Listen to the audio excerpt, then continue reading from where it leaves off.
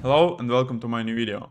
In my previous video I explained what traffic interception is, how HTTPS interception works, and why is it so important for Android reverse engineering.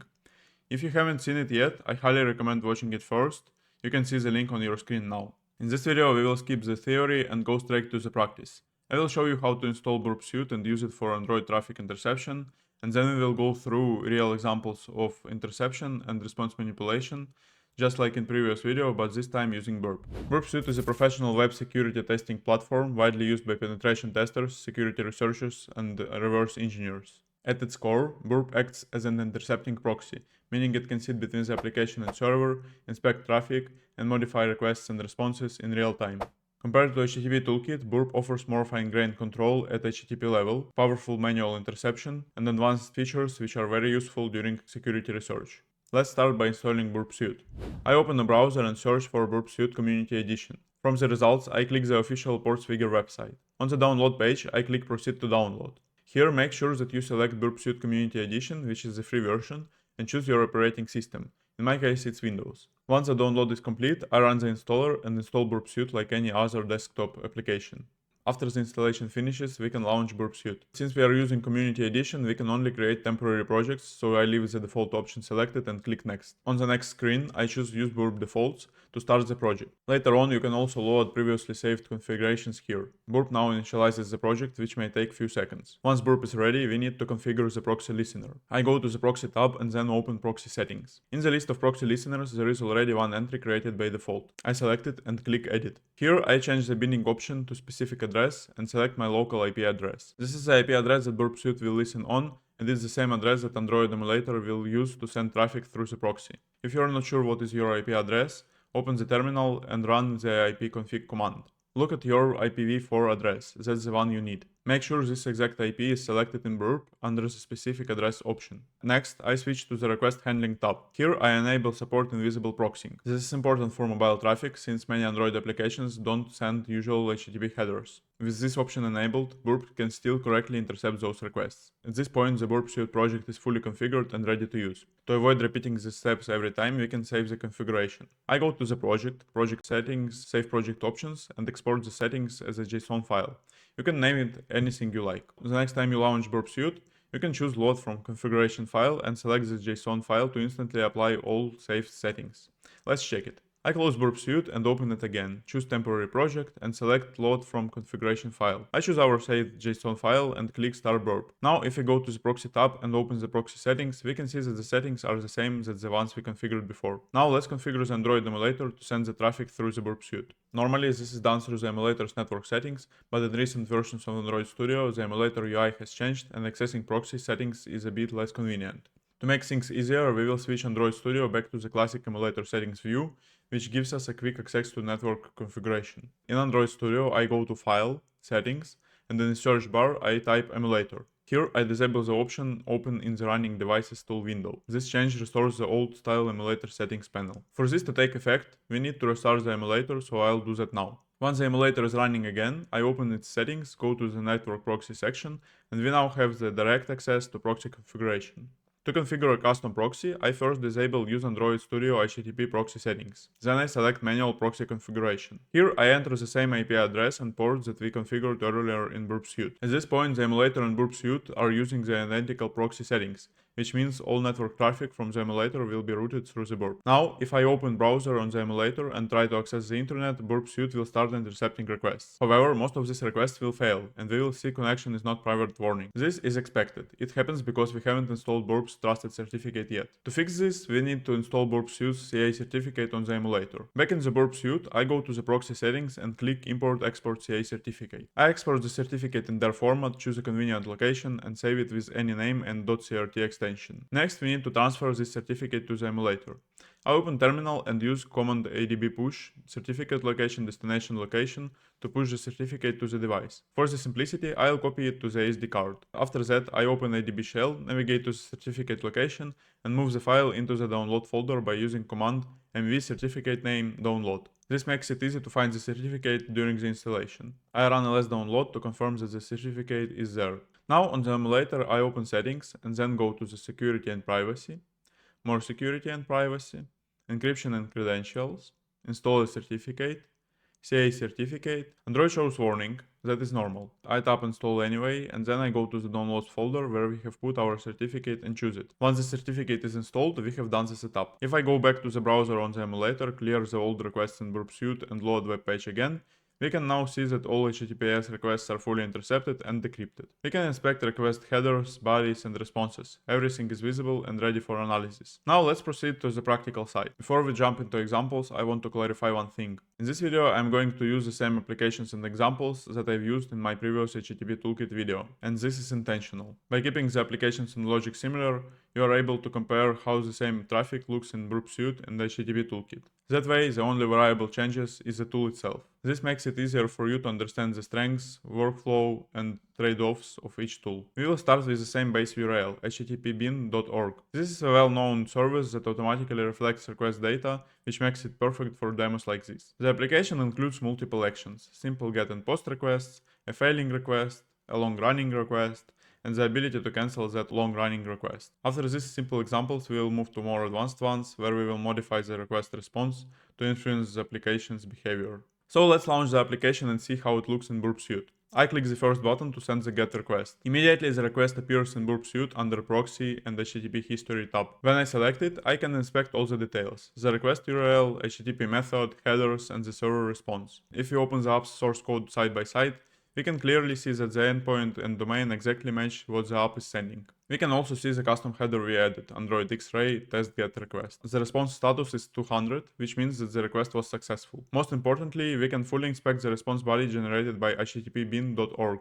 which shows us exactly how the server interpreted our request. Next, I trigger the post request. Again, the request appears immediately in Burp's HTTP history. This time, since it's post request, we can also inspect the request body. If we compare it with the app's code, we can confirm that the payload matches exactly what the app sends. As before, we also received and can inspect the server's response. These two request types, GET and POST, represent the vast majority of traffic you will see in usual Android applications. Now, before we continue, I want to make a pause and tell you an important difference between Burp Suite and HTTP Toolkit. In my previous video, when we used HTTP Toolkit, I showed the request sent to a completely non-existent domain. HTTP Toolkit displayed that request with a crossed circle icon, clearly showing that the domain couldn't be resolved. If you try to repeat this example with Burp Suite, you will see something confusing. The request will not appear at all, and that is not a bug or misconfiguration. The reason is that Burp Suite is HTTP proxy, and it can intercept only traffic that actually becomes HTTP or HTTPS request. When the application tries to connect to the domain that does not exist, the failure happens during DNS resolution, before any network connection is made and before any HTTP request is created. This kind of DNS failure is called NXDOMAIN, which simply means this domain does not exist. For the better understanding, let's look at this diagram.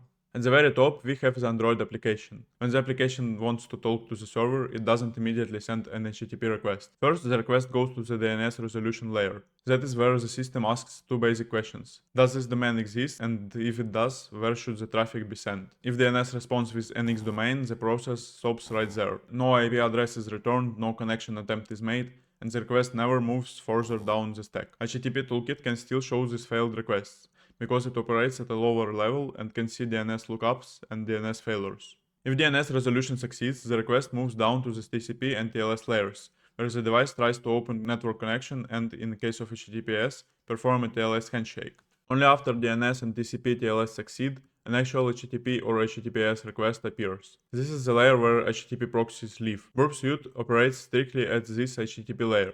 It can see requests, responses, headers, and bodies, but only if the traffic reaches this point. If the request fails earlier, for example during DNS resolution, Burp will never see it because from the Burp's point of view, the request never existed. A good real-world example is grooveshark.com. It was once a popular and well-known service. However, today the domain no longer resolves and returns an NXDOMAIN. Even though the service existed in past, a request to grooveshark.com today fails during DNS resolution, before HTTP ever begins, so Burp Suite cannot intercept it. HTTP Toolkit, on the other hand, can still show failed attempt because it captures traffic earlier in the network stack. This explains why the same examples behaves differently in these two tools. Because of this difference, Burp will never show requests to domains that do not resolve. So in short, if you expect that application will use that URL, use HTTP Toolkit. In other scenarios, when you intercept normal traffic, you can choose either HTTP Toolkit or Burp Suite, Just choose whatever you like more. However, in some scenarios, Burp Suite can be more useful than HTTP Toolkit, for example when you are bypassing SSL pinning. You can learn more about this from my other video, link to which you can see on the screen now. To demonstrate a failing request in Burp Suite, we will need a slightly different approach. Instead of using completely non-existent domain, we will just use a real domain that simply returns 404 response. This way, DNS resolution succeeds, the application attempts to connect, and the traffic reaches the HTTP proxy layer, where the Burp Suite can intercept it, even though the request will return an unsuccessful response. So with this clarification, let's continue and return to our application. I click send failing request. The request appears in Burp Suite, but it returns an unsuccessful response. When we inspect it, we can see the response details and the 404 status code. Next, let's look at the long running request and what happens when it's cancelled. To better understand this, I'll open the logcat in Android Studio. In the application's code, you can see that this request runs for 10 seconds, and if it's cancelled, the application logs that event. I trigger the long request, and we immediately see it appear in Burp Suite. Now I cancel the request in the application. Logcat confirms that this request was cancelled on the client side. However, in Burp Suite, the request still continues. After a few seconds, it completes and receives a normal response. Even though the application cancelled the request, the Burp captured the full request and response. This is important to understand. Client-side cancellation doesn't mean that the network traffic stopped. Now let's move to the response manipulation. In the next application, the main screen sends a request and then loads one of two different screens depending on the server response. The application checks whether the response body contains a specific keyword, sample slideshow, which is always present in the default response from http.bin.org JSON. I launch the application and tap check server response. The request appears in Burp and the application opens the first screen, showing the original response inside the text view. We can indeed see the presence of sample slideshow in the response. Now let's change that behavior. I proceed to Intercept tab and click Enable Intercept. I trigger the request again and Burp pauses the request. We can modify the request itself, which can sometimes be useful since the server may return different responses based on the request body. However, that is not our case, so we forward the request as it is. But before doing that, we right click on the request and choose Do Intercept Response. In this way, the response will be also intercepted. Let's check it. I click forward and here we are. We immediately see that the response was also intercepted. For this example, I'll modify the response body and remove the value of the title field. Then I forward the response. This time the application opens the other screen because the keyword it was checking for is no longer present. This clearly shows how application logic can depend entirely on server controlled data. I'd like also to show you some Burp settings that can influence what we intercept. We go to the proxy settings and a bit lower in the menu we can see the request and response interception rules. Currently all requests are intercepted because of the checkbox next to intercept requests based on their following rules. For responses, by default this option is off, so unless we manually choose to intercept a response, as shown earlier, Burp will not intercept any responses. These settings are very important because they allow us to filter what to intercept. In real-world scenarios, we don't need to intercept every request and response. We usually want to intercept something specific. These rules allow us exactly to do that. In my next example, I'll use URL http.bin.org/status/200. Let's create a rule to intercept only the response for this URL. First, in the proxy settings menu, I remove the checkbox for request interception, since we don't need to intercept the request itself. Then I enable response interception and click Add to create a new rule defining which response we want to intercept. We choose AND as Boolean operator. For match type, we choose URL, since we are targeting an exact URL. The match relationship remains matches, and in the match condition field, we paste the exact URL. With this setup, Burp will intercept only the response for the exact URL. Now let's move to test application where we will use the interception logic. In this application, the main request determines whether the application loads a decoy screen or a web view that loads a hard-coded Wikipedia URL. I launch the application and send the request. We can see the request appeared in the history, and the Intercept tab turns orange, indicating that the new interception has occurred. We go there and see that the response was indeed intercepted. The server returned an empty response, which is the default behavior. I forward it as it is, and we can see that the application opens the decoy screen. Now let's make the request again and modify the response. The response is intercepted again, and I manually create the response expected by the application, a JSON object containing the following field: curly brackets, open field, and true boolean. I forward the crafted response. The application now opens the web view even though the original response was empty. We can see both the original and edited responses in the history. If we repeat the flow, make the request and paste the same JSON response but change the boolean flag to false, the application will load the decoy screen as defined in its logic. Now let's proceed to the final example. Here the server provides two values: a boolean flag indicating whether the web view should open, and a URL which should be loaded. The application opens the web view only if both conditions are met. So I launch the application and make the request. The response is empty and I forward it as it is. which causes the app to load the decoy screen. However, now I use the JSON response I prepared in advance and paste it into the intercepted response. I make the request, paste the JSON, and the application loads the received URL, since both conditions are met, the true boolean flag and the valid URL. If you change either value, the application will again show its decoy screen. This shows well how applications rely on server-side logic which can control their behavior. So to summarize, today we have looked at Burp Suite and how it can be used for Android traffic interception, how it compares to HTTP Toolkit, and how intercepting and modifying requests and responses can influence those behavior. I really hope that this video will not only help you to understand how to use Burp Suite, but also why tools like this are very important for reverse engineering and security research. Since this video is coming out right at the end of the year, I want to take a moment to say thank you.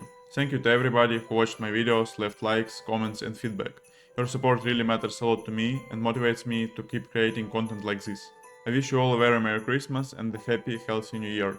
I hope next year ahead will bring you lots of success, new opportunities and the chance to keep learning new things. Thank you for being there, thank you for your support and see you in next videos.